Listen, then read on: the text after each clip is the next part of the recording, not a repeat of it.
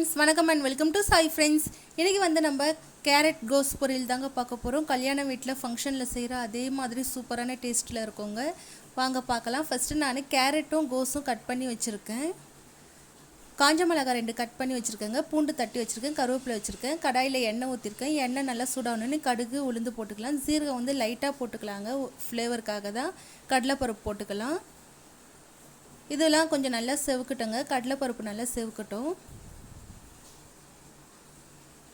இங்கே பாருங்கள், நல்லா செவந்திருக்கு. இப்போ நம்ம காஞ்ச மிளகா, பூண்டு, கருவேப்பிலை எல்லாம் போட்டுக்கலாம். போட்டுட்டு நல்லா எண்ணெயிலே நல்லா ஃப்ரை பண்ணிக்கலாங்க. இப்போ வந்து நம்ம கேரட்டு மட்டும் போட்டுக்கலாம்.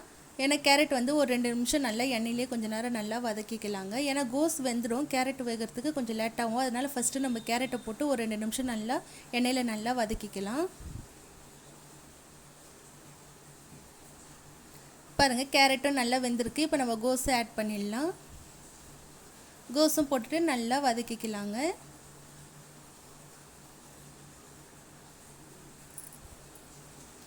இப்போ தேவையான அளவு உப்பு போட்டுக்கலாம். உப்பு போட்டுட்டு நல்லா மிக்ஸ் பண்ணிடலாம். நல்லா காயில் நல்லா உப்பெல்லாம் நல்லா மிக்ஸ் பண்ணிக்கலாம். இப்போ வந்து தண்ணி ஊற்றிக்கலாம். தண்ணி வந்து பார்த்திங்கன்னா நிறைய ஊற்றக்கூடாது. ஒரு 1/4 கிளாஸ் அளவு தண்ணி ஊற்றிக்கினா போதுங்க. தண்ணி ஊற்றிட்டு நல்லா கலக்கிடுங்க. நல்லா காயெல்லாம் நல்லா ஃபுல்லாக கலக்கிட்டு தட்டு போட்டு மூடி வச்சிடலாங்க. இது ஒரு 5 நிமிஷம் அப்படியே விட்டுடலாம். நல்லா வெந்துடும், காயெல்லாம் நல்லா வெந்துடும், தண்ணியெலாம் நல்லா சுண்டிடும். இப்போ பாருங்கள், நல்லா 5 நிமிஷம் போல் ஆகிடுச்சு. நல்லா காயெல்லாம் நல்லா சூப்பராக வெந்திருக்கு. தண்ணி கூட இல்லை பாருங்கள், தண்ணிலாம் நல்லா சுண்டிடுச்சு.